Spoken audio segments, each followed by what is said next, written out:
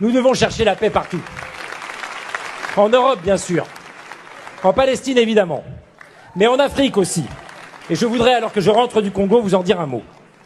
Je sais, cher Jean-Luc, qu'avec Carlos, Nadège et d'autres collègues députés, vous avez été à Kinshasa.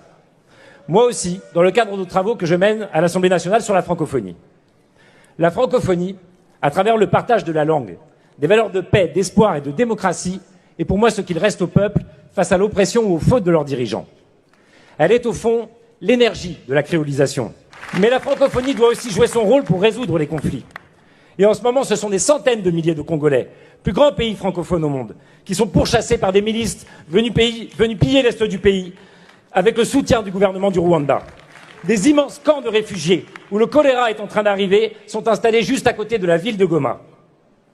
La France doit bien sûr s'y opposer, mais l'Organisation internationale de la francophonie, dont l'actuel secrétaire général est l'ancienne ministre rwandaise des Affaires étrangères, Louise Mushikiwabo, doit aussi s'exprimer. La francophonie ne peut être au service d'aucun gouvernement.